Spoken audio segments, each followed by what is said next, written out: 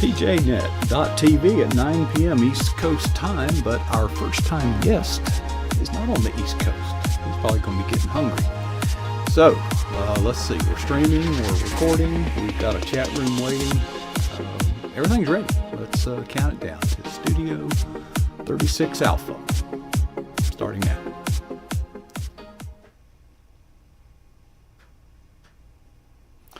Welcome, pjnet.tv. I'm Coach Prasick, and we are here to introduce yet another, for the 310th time, I believe, introducing a first-time guest all the way out on the West Coast, which always makes me nervous because I didn't know that there were any Christians on the West Coast. But there is. There is. We found one. And I met now Ernie, Dr. Ernie Zarra, or your last name is ambidextrous. You accept pronunciations. Correct. Correct. We just shortened it to Z. I mean, yeah, Dr. Z is your preferred pronoun. Actually, that's a proper noun. Yeah. Ernie and I got our paths crossed through a mutual acquaintance. We were doing some political activism, and not only is Ernie a doctor. Oh, let me introduce Ernie. He sent me a resume. It's 3 pages. Would you like me to read it? I didn't think so. Okay. Ernie, your list of credentials is mind-blowing, yet in conversation with you, you're actually just a down-to-earth real person. Absolutely. Your PhDs have not inflated you into the stratosphere of uppity righteousness or anything. But we crossed paths on some political activism having to do with the Civics Preserves Democracy Act. Mm-hmm. And it turns out that you actually have devoted not only your professional work, but your writing is very concerned. Is education the primary focus of your Christian political mindset? Well, Coach, thanks for having me tonight. And to be guest 310, it's really a privilege and an honor. So thank you so much for that. We're down to the Z's. We took them in alphabetical. Got to the Z's now, so you have to do the double A aardvark pretty soon. Mm-hmm. In terms of your question, I have been an educator for one reason or another, one way or another, for over 42 years, actually. I've done a lot of teaching in churches and Sunday school programs and youth work. I've been in public school teaching, private school teaching, little administrative work there, taught college full-time, teaching teachers how and what to teach from the secular side and from the Christian side. I'm credentialed in 3 different areas in 2 different states still to this day. So education is the primary mode by which I find a connection to other humans in ways that I can approach the gospel and present the gospel in lots of ways through my education, my degrees, my training, my abilities that God provided for me in my profession, as well as the open doors to meeting needs, because schools are places today, Mark, that unbelievable needs come to classrooms every single day. Now, I say that. I've retired. In the last couple of years, I've been retired, and I'm semi-retired because I'm probably busier now doing other things than I would be a 9-to-5 job, if you know what I mean. But yes, I'm still teaching, leading seminars at churches and teaching workshops and lots of writing. I'm writing my 15th book now, which will be out in 2023. I won't talk about that later. But to answer your question directly, education has been the mode by which God has used me to present the gospel and to meet the needs of other people in ways that maybe just an average everyday person would not have the opportunity. It's actually a ministry. It's a mission field. Absolutely. I felt called to the classroom. I truly did. Well, there are, and you've been doing this, you're retired, you've been doing it for some time. There are some Correct. Disturbing trends, some disturbing movements, some disturbing, there's some very disturbing things. When I went to school, it was acquisition of skills. the focus was on abstract thinking, Yes. synthesizing new ideas because the future was uncertain. The training you would have gotten for a certain discipline may be irrelevant, or technology was advancing. So problem solving was part of the focus. But Correct. as best I can tell, that's really not the agenda today. It's more No, you're social right. indoctrination, perhaps. Well, the methodologies are different today in terms of the way teachers use their praxis or the way that they instruct. The outcomes are different today because of the focus on social justice issues, critical race theory, gender theories, and all kinds of critical theories, if you will, as an umbrella term, where activism is much more important now through things like social emotional learning, learning how to think emotionally and how to react in certain ways. Moral education is another way. Um, even behavior modification programs are focused on social justice today. So what we have coming out of schools is an ideology that primarily focuses on the self and the self through identity movements or ideas. And the ideology is all encompassing so that you are your own little deity making your choices about everything for you. Now, where the schools step in is they try to, through equity, not equality, and we can talk about the terms there, through equity programs, making things right according to how they see the world through their ideology within the classrooms, separating and dividing students based on things like skin color and gender and background and things like that.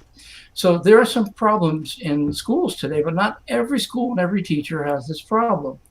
Where we see the issue is in primarily states that are moving very, very far left, very, very fast, and supporting some social justice groups that would more likely be inclined to cause your child to be more confused after going to school than problem solve after going to school. So there's a major difference there because the education we have today primarily yields more confusion than it does answer questions. Well, I use the word indoctrination, and I may have done so unfairly because I was just thinking today, I was actually being indoctrinated in school. I was being indoctrinated to be a good citizen. I was being Yes. indoctrinated to be responsible for myself. I was indoctrinated to discipline myself. So the question isn't, are our schools indoctrination factories? I think they always have implicitly. The question is, number one, there's two questions. One is, what indoctrination to what? Ideals. Correct. Correct. And number two, there's a trend that is concerning to me. In the past, school boards, local school boards at the county level, basically ran the schools. More and more, we're seeing the federal government find its way into our formerly locally controlled educational institutions. Yeah, we're seeing a lot of that. You do see that though, where you have political administrations that are much more inclined to do that approach by policy and practice and funding.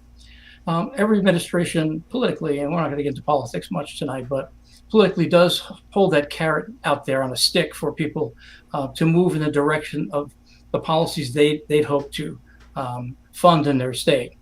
So we do have a real big divide between red and blue states today because of the national education movement that we're seeing.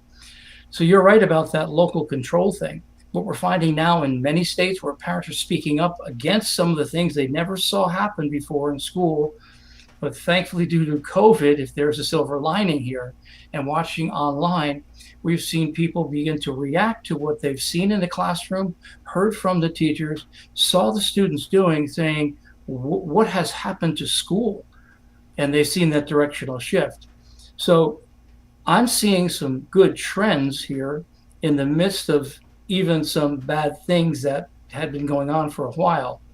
And so places like Virginia and places like Idaho and other states that are fighting back against, in Florida, against the top-down pressure of here are your funds, but you've got to do it this way kind of approach. The states are now yielding a little to that, but they're fighting back, and they're using more state funds because some of the states that are doing that have budget surpluses to be able to do that. But you're exactly right.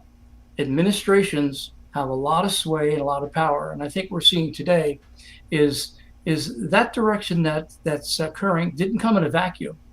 It began to be laid over years and years of time. And so what we have today is a generation of parents who've raising their children, and they're saying to themselves, this doesn't look like school when I was there. And that's just one generation removed. So they're speaking up. And so they're speaking up so loudly that state governments are listening. And we see that across the country.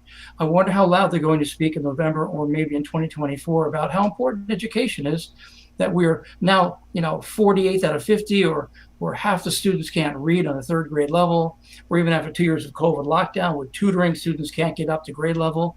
I wonder where that's going to play and who is going to speak to the education issue nationally, or whether we should even have a national education anymore, just relegated to the states. It is disturbing, and of course, I think there's probably a trend that might have started all of this. Is the schools were indoctrinating.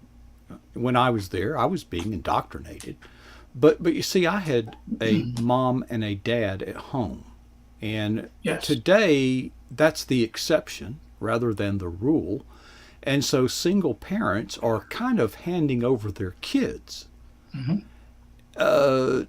Expecting the schools to socialize. I'm going to avoid the word indoctrinate, but just socialize their children, and the schools were never intended, nor are they equipped to do that job. Well, I can tell you from experience that you're perfectly accurate in terms of your description there. When I found schools and I was working in public education for many years, I found that the schools began to widen their social net because students were hungry. Students came to school without proper clothing. Students were sleeping in their cars. They were homeless. So the place that they thought that students could feel protected on any given day would be the school. So it began to be that parent, if you will. And so if you are the parent, you begin to usurp the power that the parent would have on the home front if they can't take care of the needs. So there's a lot of conflict between that. But let's go back to the word indoctrination, because indoctrination is not necessarily a bad word, because if you are to train children in the way they should go, when they are old, they will not depart. They'll return to the training. Critical thinking, allowing indoctrination to occur, meaning taking in the doctrine, but disallowing the opposite viewpoint, that's wrong. The critical thinking of the several sides of it after you've presented the material and letting students debrief that and debate that, that's a healthy debate.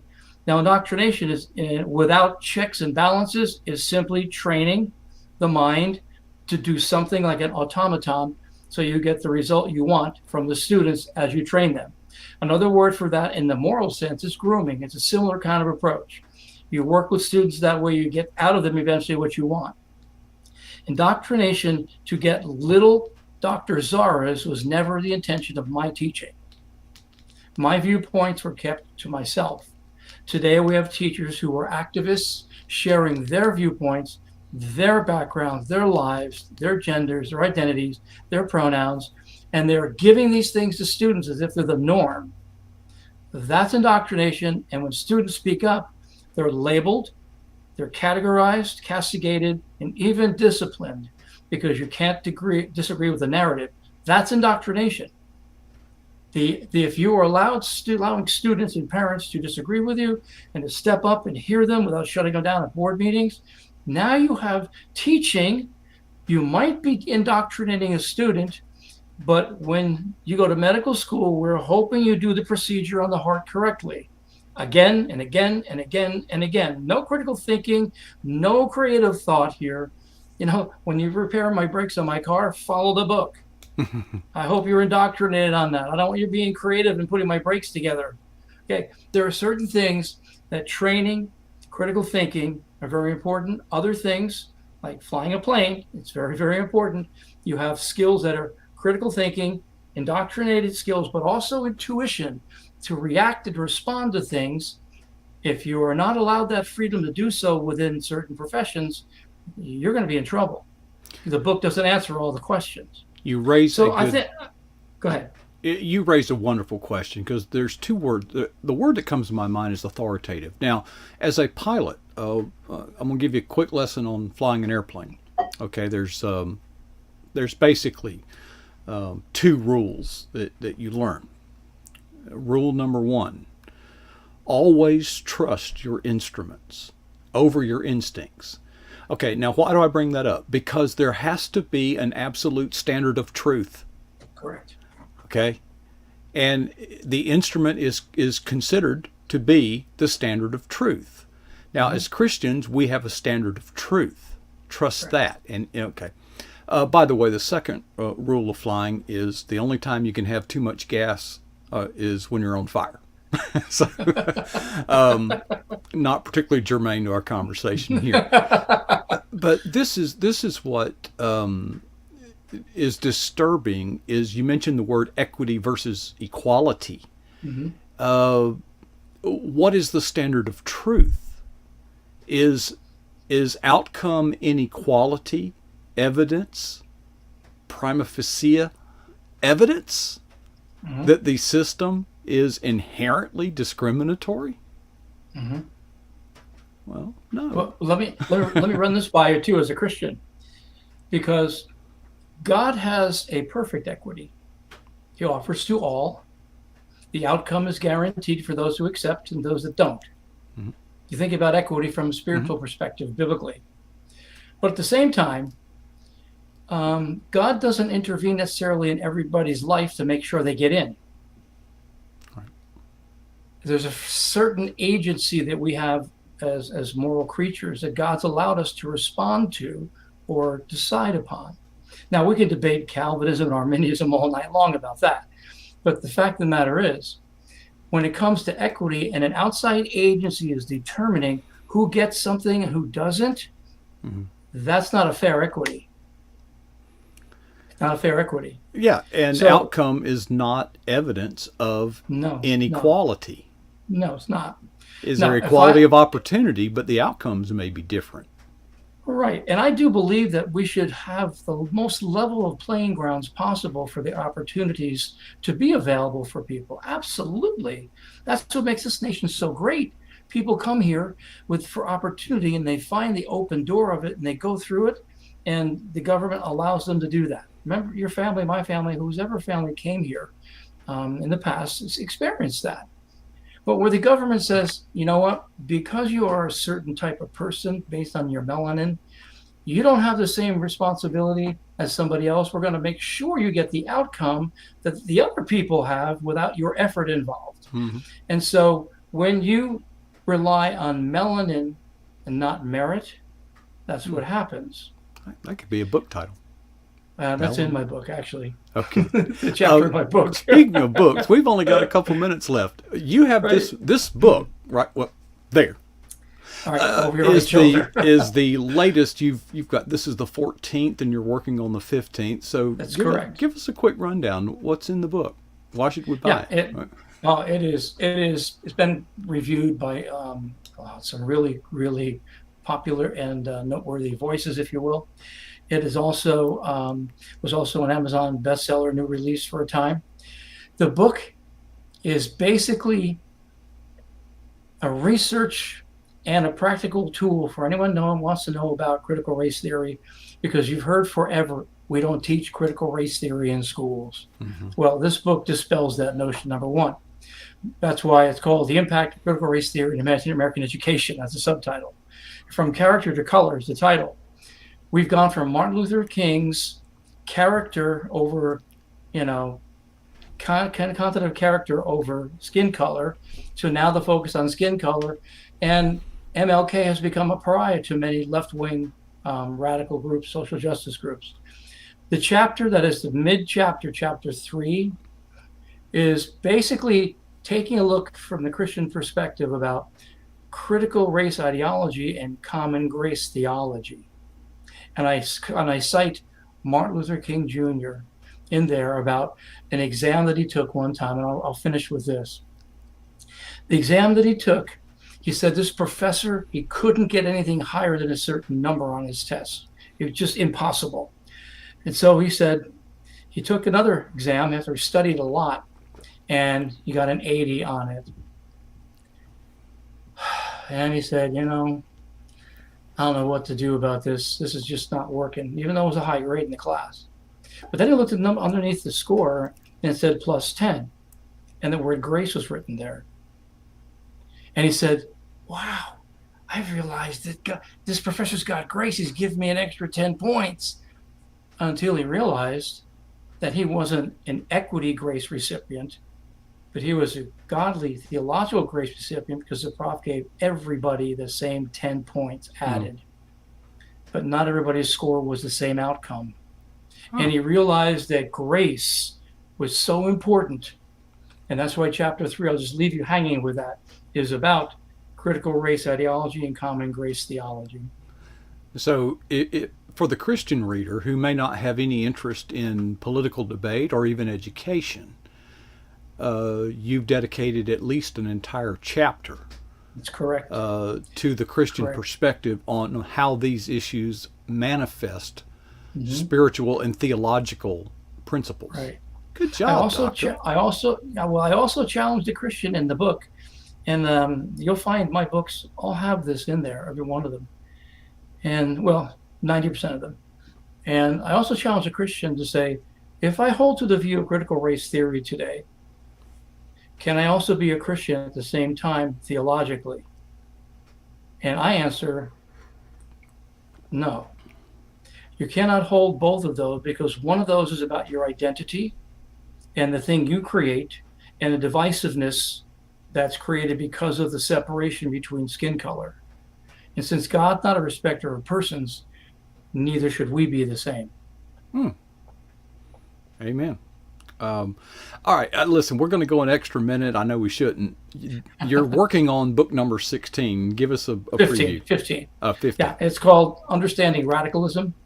And it's going to be examining how teachers, college professors, and students in schools today are becoming radicalized, why they're doing that, what it's going to lead to, and what the outcomes will be once they're radicalized politically and educationally. So I look at what's happening in schools from the education perspective, because most of this happens at the college level, and whatever happens there begins to leak out into the rest of society and schools. And that's why critical race theory is here, because critical theories in the 60s, but more than the 80s, worked their way down from the ivory towers into the schools. So much so that it's critical gender theory, critical sex theory, critical age theory, able theory, and race theory, you name it. Everything has now a critical hyphen theory. And so when they examine this in schools today, students are hearing new things they've never heard before. And if they hear that as a result of something in history, and that narrative is beginning to develop, that over time our nation really wasn't the way they say it was, now you've got a whole generation doubting history. And I can go on and talk a lot about that, but that's in the book as well, for both the critical race theory book and Understanding Radicalism. Well, as anticipated, we don't have enough time. We've gone a little extra. Ernie, thank you for sharing with us. I hope maybe we can do this again and go in more detail, but thank you for your work you're doing. Thank you for your stance you're taking, standing in the gap. And we appreciate you, and we appreciate you sharing with us tonight here on pjnet.tv. My pleasure. Thank you. And I'll be in the chat room for about 5 or 10 minutes. If anybody who's listening would like to spend some time chatting, I'd be happy to do that. Wonderful. Thank you so much. Ernie Zarra, Dr. Ernie Zarra, or Zarra, you can say it either way, Dr. Z. Gosh, that's a lot. Okay, well, in just a few minutes, Ron Gallagher is going to share with us. He has recently visited Israel and he's got some things he wants to share with us. And while I'm getting ready for him, I would like you to get ready, well, for life. Okay. Here's two questions. Just answer yourself honestly.